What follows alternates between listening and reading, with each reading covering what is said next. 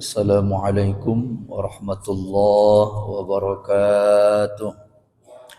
Adapun tema kajian kita pada malam hari ini, kita akan coba membahas tentang ada 8 bahaya dosa yang kita lakukan kalau kita tidak bersegera bertaubat mohon ampun kepada Allah. Sebagaimana yang kita ketahui, tentunya setiap kita ini banyak dosa salah kita. Ya, banyak salah dosa kita.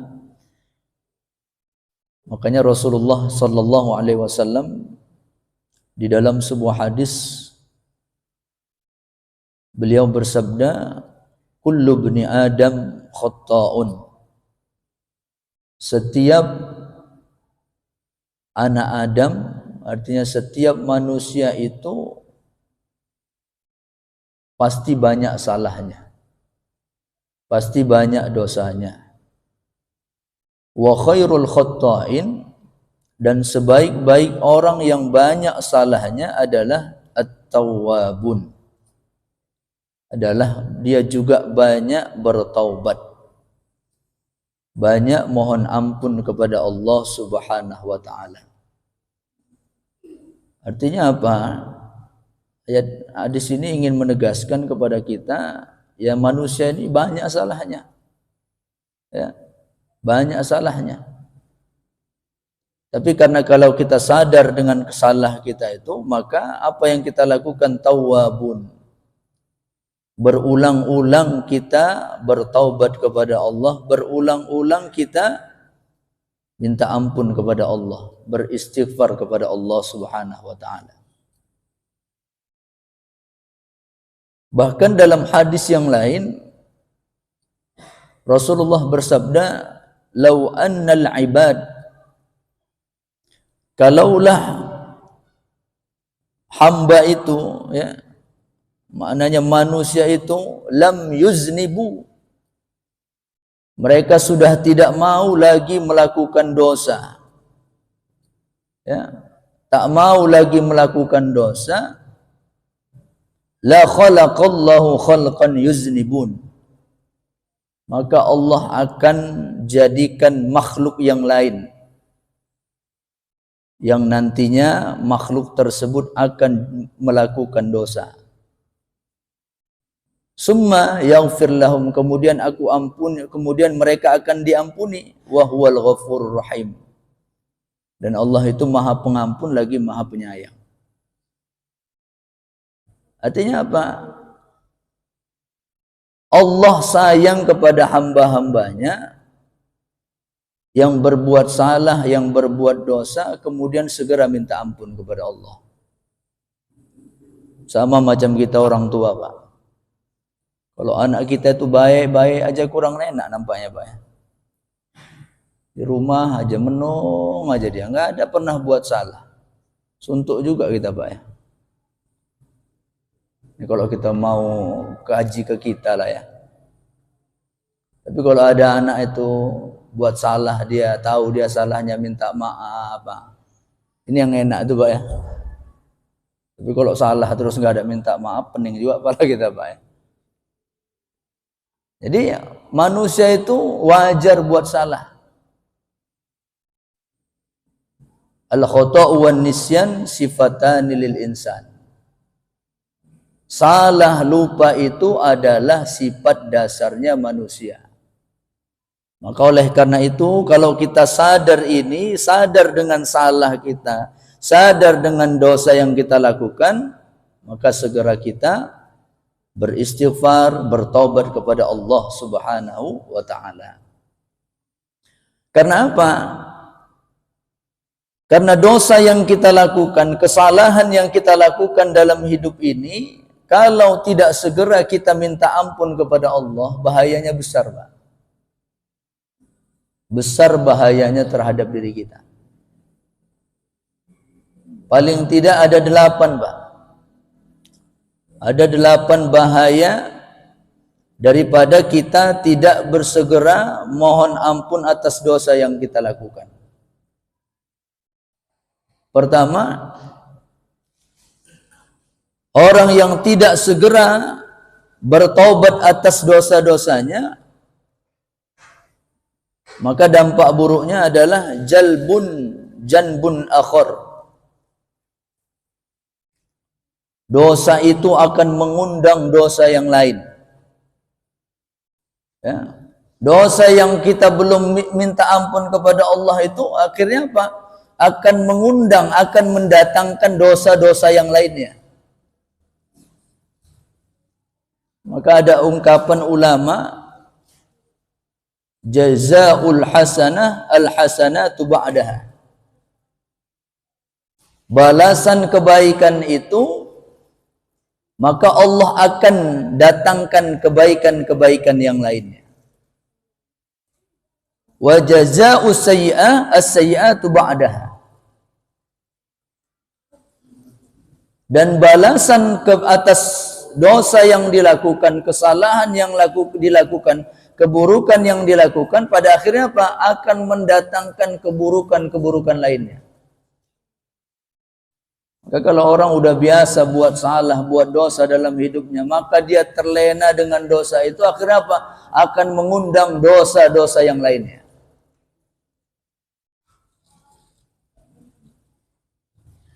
Karena dalam hadis Rasulullah sallallahu alaihi wasallam, beliau menggambarkan, innal abda idza akhta'a khati'atan, seorang hamba itu kalau dia melakukan dosa, melakukan kesalahan, nuqtata fi qalbihi, maka Allah akan buat titik hitam di dalam hatinya.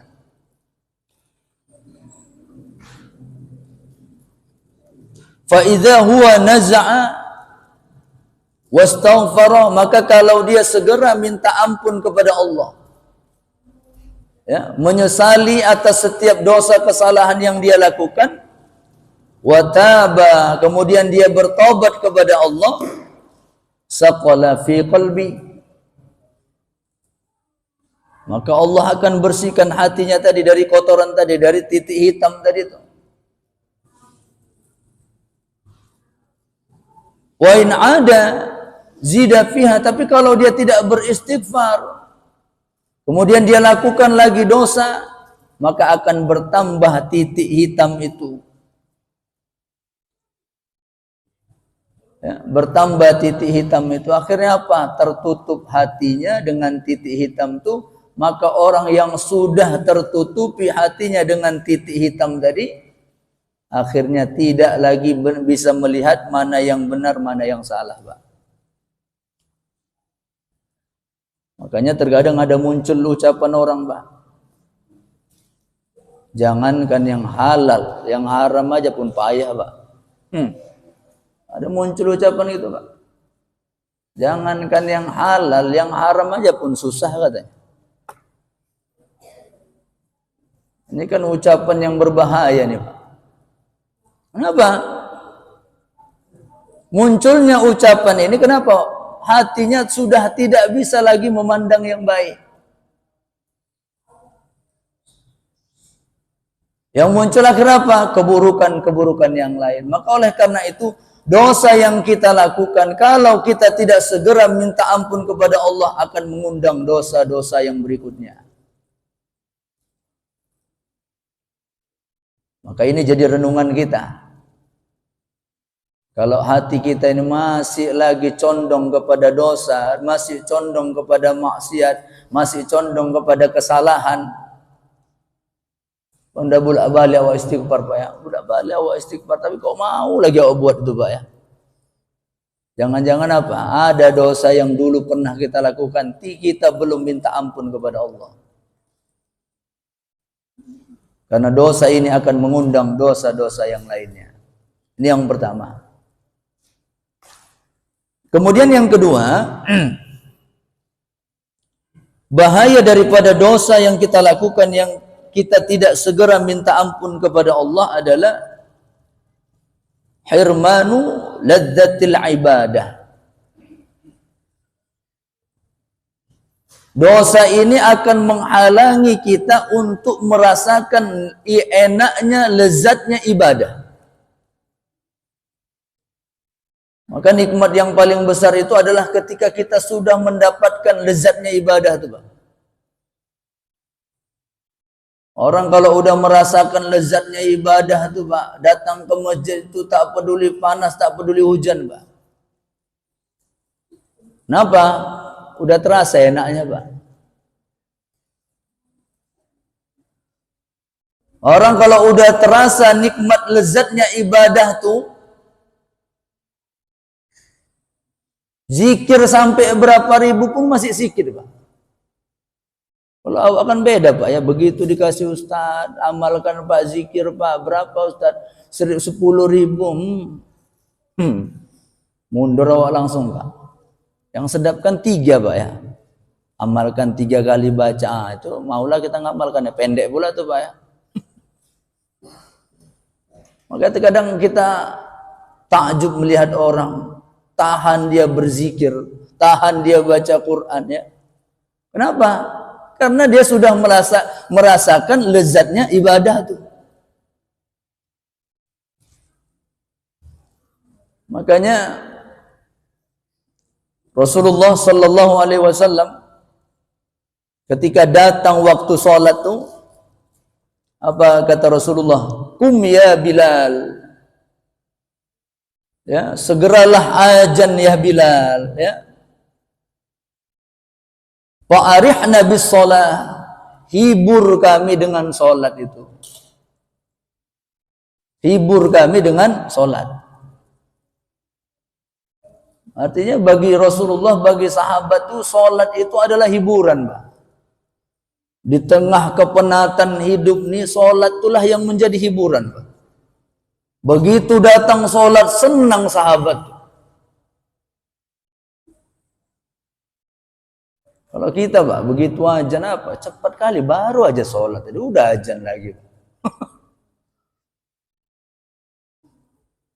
Jadi kalau sahabat tuh, sholat itu adalah media mereka untuk menghibur diri. Ya, menghibur diri. Hiburlah kami ya Bilal dengan sholat. Segera azan.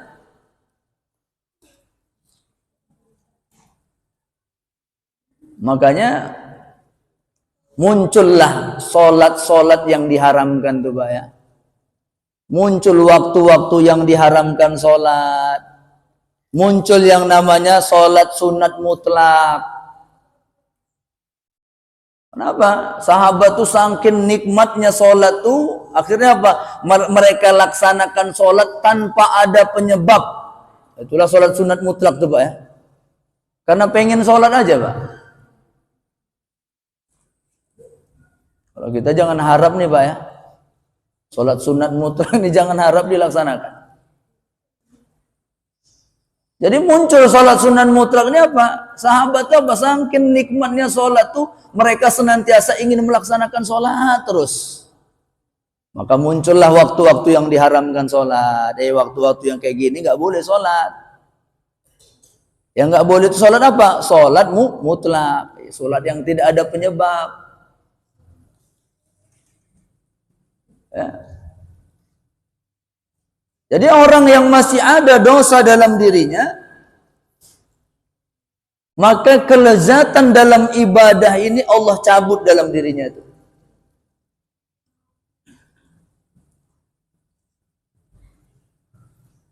Tidak mau berlama-lama dengan amal ibadah.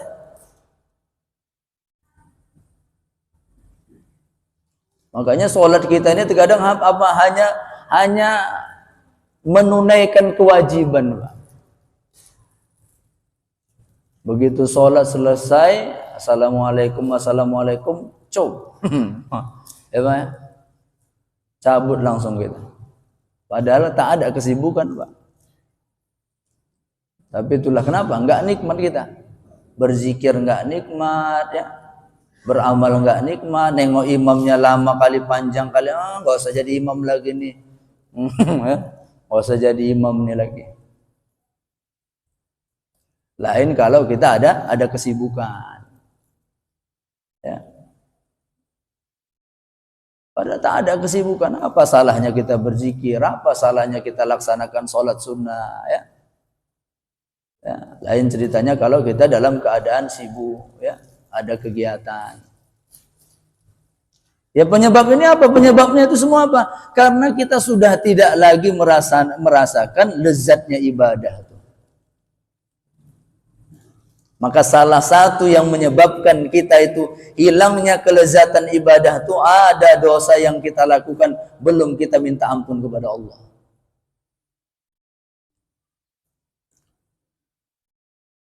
Kemudian yang ketiga, bahaya daripada dosa yang kita lakukan itu apa? Hirmanut taufik. Kita terhalang mendapatkan taufik dari Allah.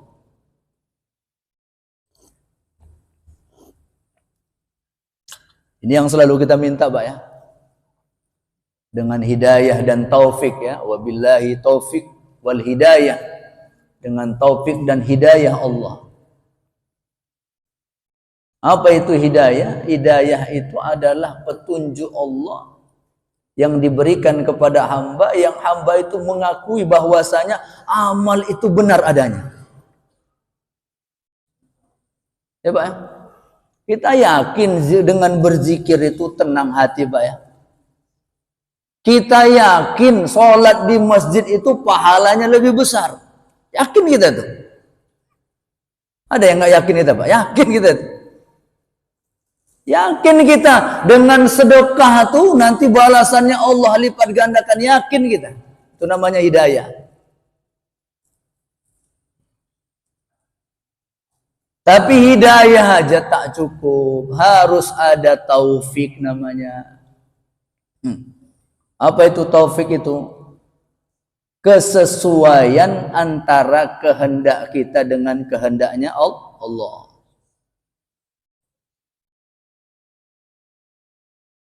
Mau hati kita itu sholat ke masjid, Pak. Tapi dengan taufiknya Allah berangkat kita ke masjid, Pak.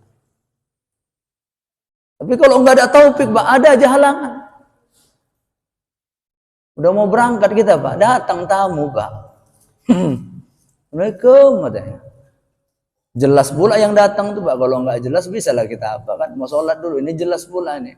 Nggak bisa ditunda nanti, lepas nanti nih. Kan? Berarti kita tidak dapat taufik Allah. Atau apa? Terkadang kita pengen sedekah, Pak. Contoh lah yang saya pernah alami, Pak, ya. Udah niat awal ke masjid tadi itu, mau sedekah ke masjid. Aku mau ngamalkan sedekah subuh itulah. Malam kemarin ceramah Ustaz tuh sedekah subuh mau ku amalkan lah itu. Udah dikantongi duit tuh, Pak. Tapi dengan izin Allah, ya. Dengan izin Allah lupa kita masukkan. Lupa kita masukkan, bawa pulang. Walaupun secara hukum kita udah dapat pahala, Pak, ya. Udah dapat pahala niat. Niat amal soleh. Bagi kita mungkin begitu nampak, berarti masih rezekiku. Kalau kita kan gitu, Pak, masih rezekiku nih. Artinya apa? Berarti taufiknya Allah tak dapat kita, Pak.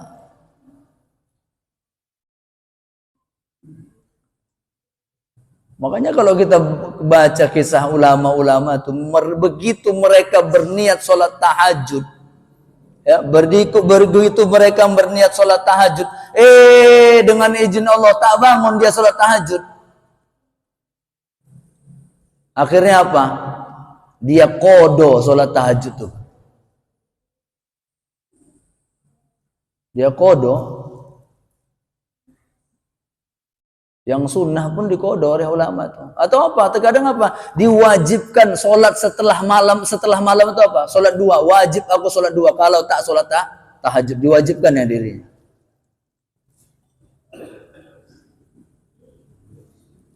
Oleh karena itu, kalau peristiwa-peristiwa ini, Pak, terjadi dalam diri kita, kita pengen melakukan ini, tak jadi. Pengen melakukan ini, tak jadi. Jangan senang dulu, awak.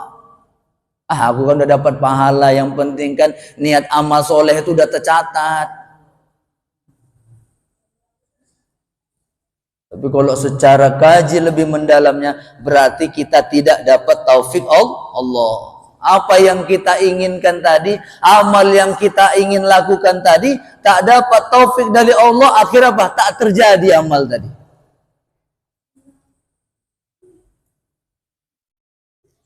Maka kalau itu yang terjadi dalam diri kita, istighfar kita. Ya Allah, tak jadilah aku sedekah tadi. Bukan malah senang kita, Pak. Rezeki bukan gitu, ya Allah. Astagfirullahaladzim. Banyak kita istighfar. Kenapa? Terhalang kita dari taufiknya Allah. Dosa yang kita lakukan menjadi penghalang kita mendapat taufik dari Allah. Kemudian, makanya ada sebuah riwayat, satu ketika Nabiullah Musa pernah bertanya kepada Allah, Ya Rabbi, kaifali an a'lama man ahbabta mimman abghadta. Wahai Tuhanku, bagaimana aku tahu siapa hamba yang engkau cintai, siapa hamba yang engkau benci. Kan kita pengen tahu juga, Pak ya, kita ini termasuk hamba yang dicintai oleh Allah, ataukah termasuk hamba yang dibenci Allah? Inilah yang ditanyakan oleh Nabiullah Musa. Maka Allah pun menjawab, Ya Musa, wahai Nabiullah Musa, inni idza ahbabtu abdan. Wahai Nabiullah Musa, apabila aku sayang cinta kepada seorang hamba, ja'altu fihi alamataini, maka aku akan jadikan di dalam dirinya ada dua tanda. Ada dua tanda kalau hamba tersebut termasuk hamba yang dicintai oleh Allah. Qala ya Rabbi wa ma huma. Ya Tuhanku, apa itu ya Allah yang keduanya itu? Pertama, tanda orang yang dicintai Allah itu adalah ulhimuhu zikri. Aku berikan ilham, ya. Supaya apa? Dia senantiasa ingat kepadaku. Ingat kepada Allah. Berzikir itu enak, sholat itu enak, ya. Lancar aja. Ini tanda orang yang dicintai Allah. Mau ibadah nggak ada halangan, ya. Mau sedekah ada aja. Pas lagi masjid lagi butuh-butuhkan dana, ada aja duit itu. Kadang kenapa? Begitu diumumkan kita perlu beli ini jamaah, aduh baru semalam bayar utang. Kok nggak bisa juga sedekah?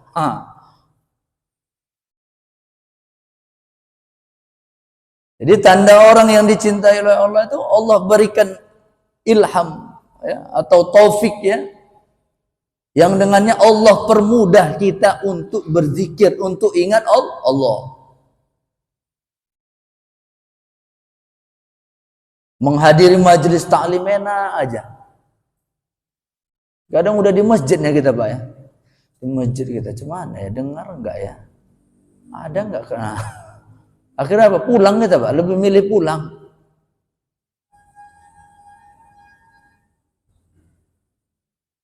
Yang kedua, tanda orang yang dicintai Allah adalah wa'asimuhu an maharimi. Allah jaga kita dari yang haram, Pak. Begitu ada muncul keinginan kita ingin melakukan perbuatan yang haram, Allah halangi, Pak. Artinya apa? Allah jaga kita. Begitu muncul keinginan atau kita ada kesempatan untuk melakukan perbuatan yang diharamkan oleh Allah, Allah jaga kita. Gak jadi kita buat maksiat tuh. Padahal kalau kita lakukan itu gak ada yang tahu, Pak. Gak ada yang lihat. Tapi itu dengan sayangnya Allah itu, kalau Allah sayang kepada kita tuh, Allah jaga kita tuh. Jaga dari perbuatan yang diharamkan oleh Allah. Sebaliknya, ya Musa, wahai Nabi Allah Musa, wa idza abghadtu 'abdan, Apabila aku benci kepada seorang hamba, ja'altu fihi alamataini, maka aku akan juga berikan dua tanda. Ya Rabbi wa ma huma, ya Allah apa itu? Yang pertama, unsihi zikri, sengaja aku lupakan dia ingat kepadaku. Ibadah malas, berzikir malas. Atau terkadang apa? Lupa kita, Pak. Belum sholat. Jangan-jangan ini tanda-tanda, Pak. Belum sholat, kenapa? Unsi, aku lupakan, kata Allah. Sengaja aku lupakan hamba itu untuk ingat kepadaku, kata Allah. Yang kedua, wa ukhalli bainahu wa baina nafsihi likai yaqa'a fi maharimi. Ya. Kosong antara aku dengannya, sehingga apa? Akhirnya apa? Dia jatuh ke dalam kemaksiatan. Allah biarkan. Jadi Allah kalau benci kepada hamba, Allah lupakan dia, kemudian apa? Allah biarkan dia larut dengan kemaksiatan yang dilakukannya. Maka salah satu penyebabnya itu adalah apa? Karena ada dosa yang kita lakukan, kita belum minta ampun kepada Allah. Ya, kita belum bertobat, belum minta ampun kepada Allah. Kemudian yang keempat, bahaya daripada dosa yang kita lakukan, yang kita belum minta bertobat kepada Allah adalah zulmatul qalbi, menggelapkan hati kita. Itulah hadis Rasulullah tadi. Setiap dosa yang kita lakukan itu akan menjadi titik hitam dalam hati kita. Semakin banyak dosa yang kita lakukan, maka hati kita akan dipenuhi dengan titik hitam tadi. Yang pada akhirnya kita tidak bisa lagi melihat yang baik, yang salah. Ya, tak bisa lagi kita lihat. Sudah tertutup hati kita dengan maksiat yang kita lakukan. Maka oleh karena itu dosa yang menutupi hati kita ini, ya, segera kita bersihkan. Ya. Caranya apa? Pertama, taubatan nasuha, taubat yang sebenar-benarnya. Ya, taubat yang sesungguh-sungguhnya. Kemudian apa? Yang kedua, banyak kita istighfar kepada Allah. Yang ketiga apa? Iringi perbuatan buruk yang pernah kita lakukan dengan perbuatan baik. Wa atbi'is sayyi'atal hasanata tamhuha. Iringilah perbuatan buruk yang pernah kamu lakukan dengan perbuatan baik, maka itu akan menghapuskan, membersihkan dosa yang pernah kamu lakukan. Itu yang keempat. Kemudian yang kelima, bahaya daripada dosa yang kita lakukan itu adalah nuqsanul akli, mengurangi kemampuan akal kita, ya, mengurangi kemampuan akal kita. Pernah satu ketika Imam Syafi'i berkata, syakautu ila Waqi', aku mengadu kepada Waqi'.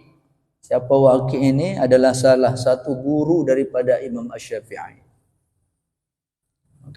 Maka Imam Syafi'i ngadu kepada Waqi' tentang apa? Su'a hifdzi, tentang buruknya hafalannya. Jelek kali hafalannya. Baca ini, lupa ini. Baca ini, lupa ini. Walaupun kalau kita lihat sejarah Imam Syafi'i itu apa yang dia dengar langsung ingat, Pak. Artinya buruknya hafalan Imam Syafi'i ini tak samalah dengan kita. Kalau Imam Syafi'i itu lewat dia apa yang diucapkan orang ingat dia, Pak. Itulah hebatnya Imam Syafi'i ini. Tapi dia masih merasa jelek hafalannya. Kalau kita ini bukan jelek lagi mungkin, Pak, ya. Dah cuman lagi bilangnya. Jadi Imam Syafi'i ngadu dia. Makanya Imam Syafi'i itu kalau tak silap saya di umur 6 tahun dia hafal kitab yang pada saat itu yang viral, kitab Muwatta. Yang pada saat itu semua orang mempelajari kitab Muwatta. Dibaca, diajarkan, tapi Imam Syafi'i udah hafal. Hafal dia. Ya. Itulah hebatnya hafalan Imam Syafi'i, tapi dia masih ngadu kepada gurunya. Wahai guru, jelek kali hafalanku. Fa'arsyadani ila tarkil ma'asi. Maka Imam Syafi'i diberi petunjuk supaya apa? Tinggalkan maksiat. Tinggalkan maksiat. Karena pada saat itu Imam Syafi'i dalam riwayat dikatakan pernah melihat ada yang mengatakan betis wanita yang turun dari kendaraannya. Nampak Imam Syafi'i, dibuangnya wajahnya langsung. Ya, ada yang mengatakan bukan betis, mata kakinya aja. Nampak Imam Syafi'i, ya, langsung dipalingkannya wajahnya, itu aja udah merusak hafalannya. Kalau kita ini tak tahu lagi bilangnya Pak ya. Kalau di jalan tuh itu aja lah yang awak nampak tuh Pak. Aduh, makanya tak ada yang masuk kaji itu Pak. Ya. Tak ada yang masuk. Maka Imam Syafi'i itu jelek hafalannya, disuruh apa? Tarkil ma'asi, tinggalkan maksiat. Ya, tinggalkan maksiat. Kenapa? Dengan maksiat itu apa? Nuqsanul akli, mengurangi akal. Bahkan ada sebagian pendapat yang mengatakan, ya, ulama mengatakan tuh salah satu penyebab, ya, penyebab orang mudah pikun tuh dosa yang kita buat, Pak. Ya. Walaupun ini perlu diteliti lagi, Pak. Tapi kalau kita lihat pengalaman tuh dulu guru-guru tua tuh, Pak, ya, oh guru-guru tua tuh. Memang kalau bercakap udah entah kemana-mana dia cakap. Tapi kalau kita bunyikan ayat Quran tuh dilanjutkan ya, Pak. Dilanjutkan ya ayat Quran tuh. Kita tanya hukum dalam kitab apa halaman berapa, ingat dia, Pak. Maka ada sebagian pendapat mengatakan yang menyebabkan kita mudah pikun itu apa? Maksiat yang kita lakukan. Tapi ini untuk kaji diri kita, Pak. Jangan nanti ada orang tua pikun, nah itulah yang banyak dosa itu kayaknya nggak banyak pikunnya nih ya. Jangan kita bilang gitu, Pak. Ya, ini kan makanya perlu penelitian nih, Pak ya. Ya, perlu penelitian ya. Tapi ini bisalah jadi pegangan kita. Kenapa? Banyak pengalaman orang-orang soleh lah kita bilang ya. Tuan-tuan guru-guru orang-orang yang soleh itu sampai tua mereka tuh ya, sampai tua tuh nggak ada pikunnya. Kita sekarang nih ya, masih umur-umur 40 udah mulai pikun, Pak ya. Udah mulai banyak lupanya. Kacamata lupa rupanya di kepala, Pak ya. Cari-cari kacamata itu. Itu masih lumayan, Pak. Kunci kereta di tangan, Pak. Termasuk saya lah itu, Pak. Cari kunci kereta keliling-keliling, bongkar semua. Rupanya di tangan kunci kereta itu, Pak. Kan parah pikun kita nih, Pak ya. Ya, itulah. Jadi dosa yang kita lakukan itu bisa nuqsanul akli, mengurangi kemampuan akal kita itu. Payah memahami kajian, yang disampaikan Ustaz, tak paham aku, tak ngerti aku apa ini. Ini nuqsanul akli nih, Pak. Ya, nuqsanul akli, berkurang kemampuan akalnya. Kemudian yang keenam, hirmanul ilmi, akal kurang. Kemudian apa? Terhalang dia dapat ilmu. Terhalang dapat ilmu.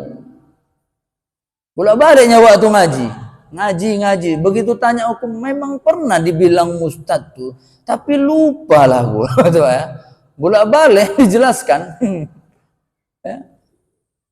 Bolak-balik dijelaskan, kenapa? Enggak lengket ilmu tuh, Pak. Enggak lengket ilmu tuh. Maka salah satu penyebabnya adalah dosa yang kita lakukan. Kemudian yang ketujuh, hubbul fasiqin wa ghabdus salihin. Suka kepada orang yang fasik, benci kepada orang yang soleh. Ini kaji kita lah Pak ya. Kita itu lebih suka mana Pak? Kepada bersama orang yang soleh, kumpul-kumpul sama orang soleh, apa kumpul-kumpul sama orang fasik? Ini kita lah yang mikirkan ya Pak. Aku malas duduk sama Bapak tuh, kajinya agama aja, hukum aja. Ada orang gitu ngomong dia Pak ya. Tapi kalau duduk sana enak, tawa-ketawa, Pak banyak cerita apa yang terjadi di kampung nih, si Anu rupanya kayak gini, si Anu kayak gini, tahu dia enak, banyak informasi katanya. Inilah tanda-tandanya Pak. Kalau sama orang soleh, sujon aja. Ada gayanya itu soleh itu, gayanya aja ke masjid.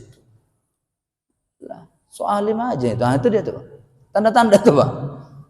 Ya. Artinya apa? Ada dosa dalam diri kita. Yang mengakibatkan apa? Kita lebih senang kepada orang yang suka melakukan dosa, benci kepada orang yang soleh. Aku sama orang masjid tuh nggak ada suka kuatnya. Ini tanda-tanda. Kemudian yang kedelapan yang terakhir, bahaya daripada dosa yang kita lakukan, su'ul khotimah. Takutnya kita mati dalam keadaan su'ul khotimah, Pak. Akhir yang jelek. Maka kajian kita yang lalu pernah kami sampaikan, ya, jangan pernah menganggap kecil dosa yang kita lakukan tuh.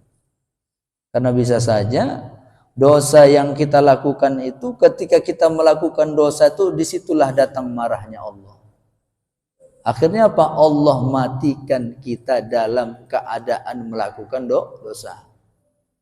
Bagaimana kisah Barsisa, orang soleh, ya, taat kepada Allah, karena melakukan satu dosa, akhirnya mati dalam keadaan mensyirikkan Allah Subhanahu wa ta'ala. Itulah kajian kita pada malam hari ini. Mudah-mudahan apa yang kami sampaikan ini ada manfaatnya dan bisa kita amalkan dalam kehidupan. Lebih dan kurang mohon maaf. Billahi taufik wal hidayah. Wassalamualaikum warahmatullahi wabarakatuh.